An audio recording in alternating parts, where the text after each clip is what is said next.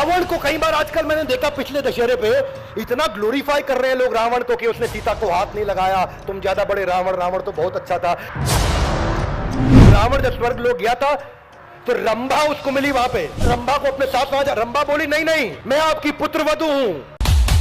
पकड़ लिया रंभा को, खींच के जबरदस्ती करी और उनके साथ में दुष्कर्म किया। श्राप दिया रावण को कि आइंदा से अगर तुमने किसी स्त्री को उसकी इच्छा के विरुद्ध अगर छू भी लिया तो तुम्हारा सर 100 टुकड़ों में बट के समाप्त हो जाएगा। ये कारण था रावण ने सीता को नहीं छुआ।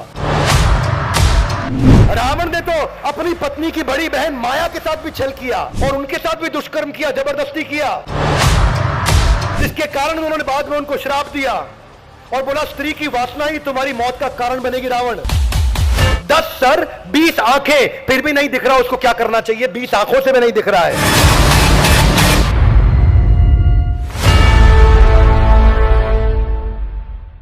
हरे कृष्णा।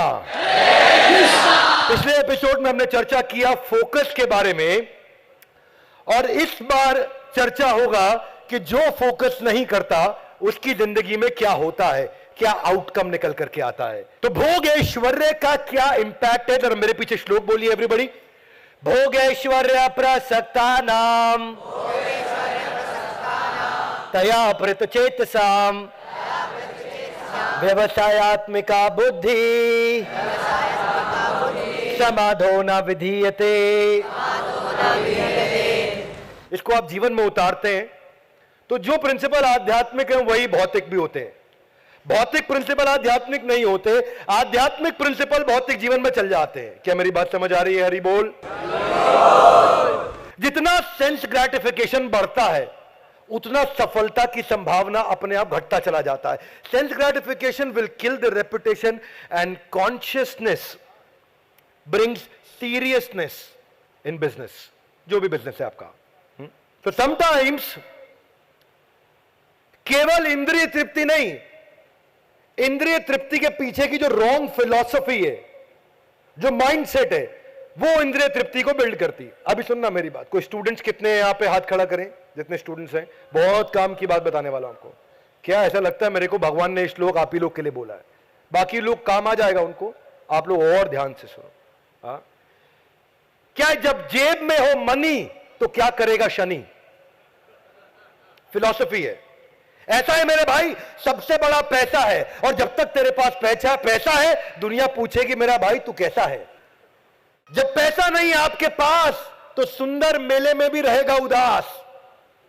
फिलॉसफी है। बस, ट्रेन और लड़की, इसके पीछे नहीं भागना चाहिए। एक जाएगी दूसरी आएगी। एक्साइटेड मत होइए। मर्द को दर्द नहीं होता, मर्द को भी होता है दर्द। गलत बिलीफ है ये।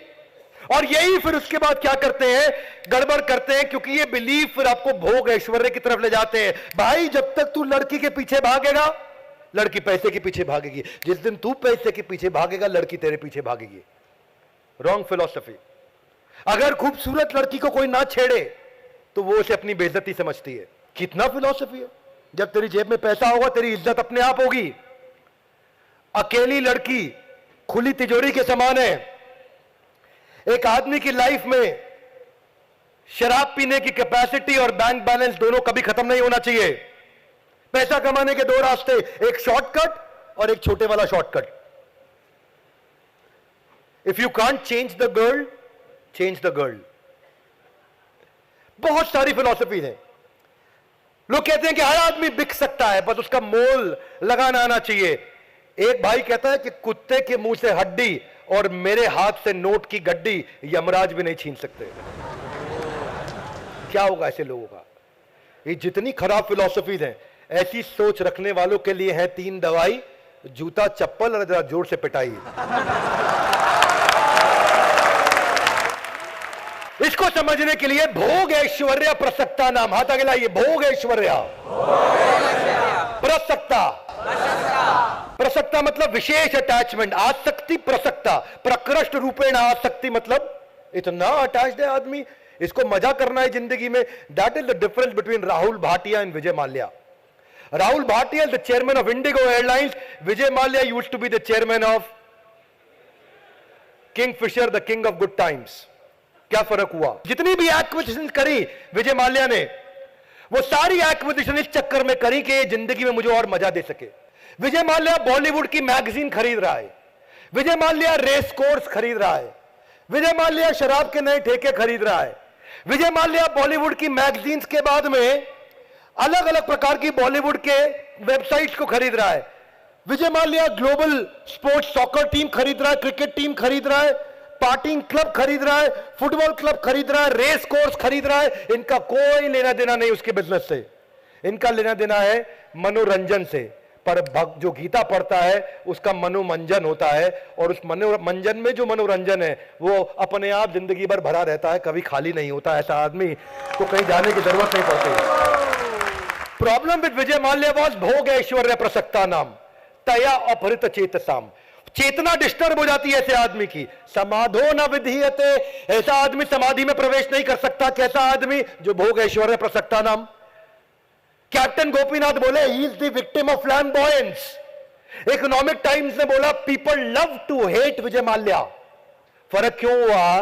क्योंकि विजय माल्या की किंगफिशर एयरलाइन 6000 करोड़ के लॉस में और लोन में चली गई, और वो सबसे मुश्किल धंधे के अंदर भी राहुल भाटिया 6000 करोड़ के लॉस में, ये 600 करोड़ के प्रॉफिट में नोट छाप रहे।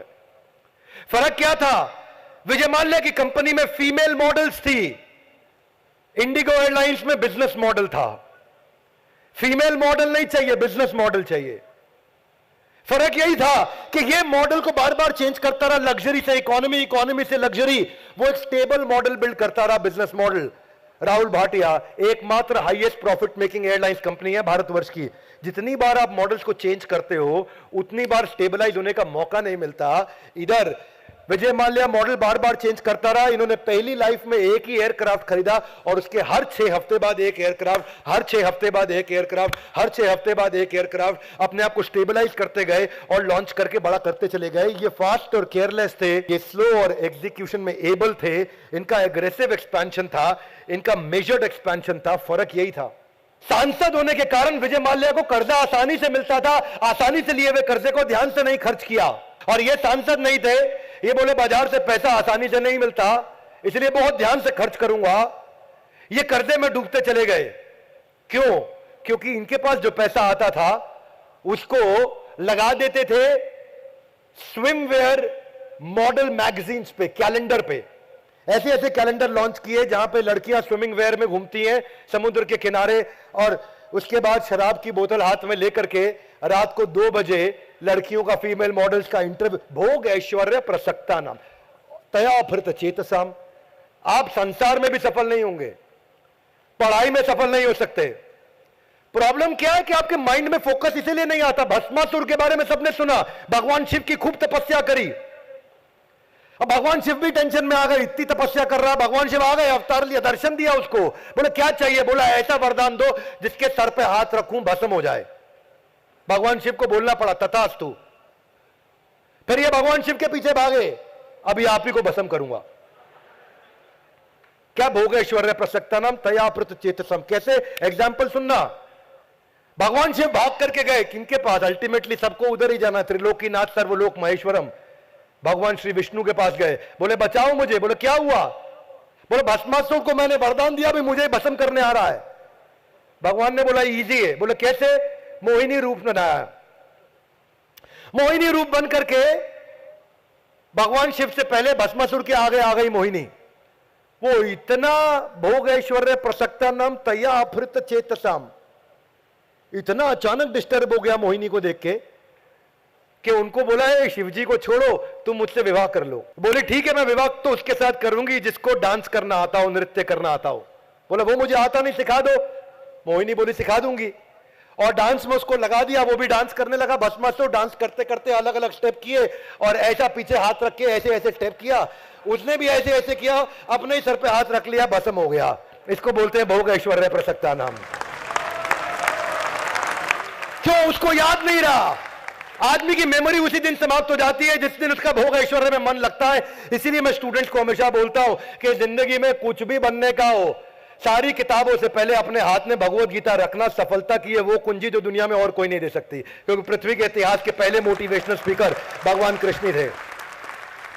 भस्मासुर तो परफेक्ट एग्जाम्पल, संसार में भी बहुत एग्जाम्पल। ये Bill Clinton versus Barack Obama, एक दुनिया की सबसे बड़ी डेमोक्रेसी, सबसे शक्तिशाली देश के दो सबसे शक्तिशाली राष्ट्रपतियों में से एक रहे। एक 42वां राष्ट्रपति, एक 44वां राष्ट्रपति अमेरिका का। वो 42वें थे बिल क्लिंटन, और ये भाई साहब 44वें थे बराक ओबामा। दोनों में जमीन आसमान का अंतर। दोनों ने बड़े बड़े डिसीजन लिए। दोनों 2 बार आए अमेरिका में। दोनों ने शराबी पिता और अपनी मां के साथ जिंदगी बिताई। दोनों में कई समानताएं थी, पर काम करने की शैली दोनों की बिल्कुल अलग थी। बिल क्लिंटन कांस्टेंट स्कैंडल्स में फंसे रहे, पौला जोन्स, मोनिका लेविंस्की, अलग अलग केसेस में फंसे। बराक ओबामा हर संडे चर्च जाते थे, इतने धार्मिक थे। बराक ओबामा लॉयल्टी और इंटेग्रिटी के लिए जाने जाते थे। ये बिल क्लिंटन के आने के टाइम पे फेडरल प्रिजनर्स और क्राइम डबल हो गया। बराक ओबामा के आने पे पिछले 30 साल में लोएस्ट हो गया। बिल क्लिंटन के टाइम पे चढ़ती हुई इकोनॉमी गिरती हुई निकल के गई। 2007 आते आते अगले राष्ट्रपति के हाथ में फेडरल बैंक के क्राइसिस हो गए, बैंकिंग क्राइसिस हो गए। और जब बराक ओबामा के हाथ में आया, 25 मिलियन नई जॉब क्रिएट करी, 30 साल में सबसे ज्यादा सफल राष्ट्रपति बने। ये फ्लैम्बॉयंस के लिए जाने जाते थे, वो इंटेग्रिटी के लिए जाने जाते थे। ये अपनी गलतियों के कारण और अपने आप को हीरो दिखाने के लिए जाने जाते थे। ये भारत, ये अमेरिका देश को हीरो बनाने के लिए जाने जाते थे। यही अंतर मुगल और मौर्य साम्राज्य में भी था। मुगल साम्राज्य की खास बात क्या थी कि ये कब किसको मार दे, अपने भाई को, अपने पिता को, मालूम नहीं। ये कब किसके साथ संबंध बना ले, शारीरिक, अपनी मां, अपनी बहन और प्रजा में किसी के साथ, पता नहीं। मुगल साम्राज्य के अंदर कितने ऐसे केस निकल के आए जहां अपने ही बेटे को, अपने ही भाई को, अपने ही पिता को मरवा दिया गया। पर मौर्य डायनेस्टी चाणक्य पंडित की गाइडेंस में शुरू हुई थी। वहां पे इंद्रिय तृप्ति को हटा करके इंद्रियों को समाज की सेवा में लगाने के लिए बताया गया था। चाणक्य पंडित ने जहां गाइडेंस दिया वहां गेम चेंजर था। मौर्य डायनेस्टी ऐसी थी कि राम राज्य के बाद यह दूसरा ऐसा राज्य आया पूरे भारत के इतिहास में जहां प्रजा हमेशा सुखी रही है। राम राज्य के बाद यह दूसरा ऐसा राज्य आया जहां सबसे बड़ी सेना पिछले 2500 साल में आज तक कभी हुई है। राम राज्य के बाद यह दूसरा ऐसा राज्य आया जहां पे एडमिनिस्ट्रेशन और ऑपरेशन सबसे अच्छे रहे। पहली बार ब्यूरोक्रेसी इंट्रोड्यूस करी गई, पहली बार मिनिस्ट्रीज बनाई गई, पहली बार सेंट्रल टैक्स सिस्टम बनाया गया। राम राज्य के बाद यह दूसरी बार ऐसा हुआ था जब लोग बहुत खुश और प्रोग्रेस और इकोनॉमिक प्रॉस्पेरिटी कंटिन्यूसली बढ़ रही थी, क्योंकि यहां गाइडेंस चाणक्य पंडित की थी। मुगल साम्राज्य में भोग ऐश्वर्य, और यहां पे क्या है, समाधो, वहां न विधीयते, यहां परमानेंट समाधि थी। फर्क क्या है दोनों में डायनेस्टी में? जब अकबर ने बैटल ऑफ पानीपत खत्म किया तो जितने सर काटे, उन सर काट के उन सारे सरों को जोड़ करके एक मीनार बना दिया और सेलिब्रेट किया कि मैंने बैटल ऑफ पानीपत में इतने सर काटे, इतना बड़ा किला, इतनी बड़ी मीनार खड़ी कर दी। और नंदा डायनेस्टी को सम्राट खत्म करने के बाद जब मौर्य डायनेस्टी आई, चंद्रगुप्त मौर्य के ग्रैंडसन, उनके पोते कौन, सम्राट अशोक, जब उन्होंने बैटल ऑफ कालिंगा लड़ा तो उसके बाद इतने दुखी हो गए कि इतने लोगों को मारा कि उन्होंने बौद्ध धर्म ज्वाइन कर लिया और जाकर के माफी मांगी और बोला आज के बाद किसी को मरने नहीं देंगे। यह फर्क था मुगल और मौर्य सम्राट में। इसको क्या बोलते हैं? इसको बोलते हैं भोग ऐश्वर्य प्रसक्ता नाम। समस्या वहीं से आती है। एक ने किलिंग को सेलिब्रेट किया, एक ने किलिंग से एब्स्टिनेट किया। ये जब जब ऐसा होगा, देवराज इंद्र भी भटक सकते हैं। तो मेरी और आपकी क्या मिसाल है भैया? मैं आपको यह कहना चाहता हूं कि जब अर्जुन यह कह रहे हैं कि मैं पूरे चक्रवर्ती तूफान को कंट्रोल कर सकता हूं पर मन को कंट्रोल नहीं कर सकता, चंचलम ही मना कृष्णा, इंद्र वैसे ही कितने भोग विलास में डूबे हुए आसपास कहीं अप्सराएं, पर मन नहीं भरता। पृथ्वी पे घूमते घूमते आ गए और आकाश से देख रहे कि अरे एक जंगल के अंदर बड़ी सुंदर स्त्री घूम रही है। बोले ये कौन है? तो पता चला ये गौतम ऋषि की पत्नी अहिल्या है। इंद्र से कंट्रोल नहीं हुआ। इंद्र ने देखा गौतम ऋषि क्या करते हैं, पहले पूरी रेकी करी। पता चला गौतम ऋषि रोज सुबह, इतने बड़े तपस्वी हैं, सुबह भोर से पहले उठ करके अपने नित्य कर्म करने के लिए नदी के पास जाते हैं। नया आवरण बनाया इंद्र ने और आवरण बना के खुद को गौतम ऋषि बना लिया। जैसे ही पति गौतम ऋषि निकले नित्य कर्म के लिए नदी के पास, शौच क्रिया करना, स्नान करना, ये वो अप्सरा बला की खूबसूरत सौंदर्य की देवी वो अहिल्या के पास चले गए और खुद गौतम ऋषि बन के चले गए और उसके साथ जाकर के संभोग करने का प्रयास किया। उधर गौतम ऋषि को कहीं ना कहीं महसूस हो गया कि पीछे कुछ गड़बड़ हुई है, मेरे साथ छल हो रहा है। गौतम ऋषि जब अपनी कुटिया में वापस लौटे तो उन्होंने इंद्र को उनके साथ सोता हुआ अपनी धर्मपत्नी के साथ देखा। ऋषि थे और वो वहां पे उन्होंने उस क्रोध को सेवा के लिए जागृत किया, अपनी पत्नी को श्राप दिया, वो पत्थर बन गई। उनको श्राप इसलिए दिया क्योंकि आगे चल के भगवान राम ने उनको आशीर्वाद दे करके हाथ से छू करके पत्थर से वापस अहिल्या बनाना था। लेकिन जब इंद्र को उन्होंने श्राप दिया तो उनको बोला तुम्हारे शरीर पे हजारों स्त्री की योनियां बन जाएंगी, जो जिसकी तुम भोग विलास की इच्छा करते हो, तो मैं इतनी योनियां देता हूं। पूरे शरीर पे योनियां बन गई उनके। उन्होंने माफी मांगी, जब बहुत क्षमा मांगी तो उनको आंखों में परिवर्तित कर दिया। इंद्र के शरीर पे हजारों आंखें। ये क्यों? इंद्र जैसे इंटेलिजेंट व्यक्ति से भी हो जाता है और ये हमसे, मुझसे, आपसे, किसी से हो सकता है। भोग ऐश्वर्य प्रसक्ता नाम तया भृत चेतसाम समाधो ना विधीयते। ऐसा आदमी, समाधो मतलब हाथ आगे लाइए, कम ऑन, एक ये जो समाधि हमने पिछले श्लोक में समझी थी, एक आज उसी श्लोक का, क्योंकि भगवत गीता जो है वो कंटिन्यूएशन में एक के बाद एक चर्चा चल रही है, तो वो रिलेशन है पिछले वाले का इससे। और आप यही देखते हैं कि आज हम गोवर्धन पर्वत के साथ में परिक्रमा मार्ग के नजदीक बैठे हैं। दिव्य स्थान है तो यहां इंद्र को याद किया, तो इंद्र की हमें गिरिराज जी की लीला भी याद करनी चाहिए। जब छोटे भगवान कृष्ण उन्होंने मना किया कि भाई इंद्र के पीछे मत भागो, गोवर्धन की पूजा करो, तो इंद्र को गुस्सा आ गया। इंद्र ने बोला कौन है ये बालक, बचाएगा तुम्हें गोवर्धन? बचा लेते हैं।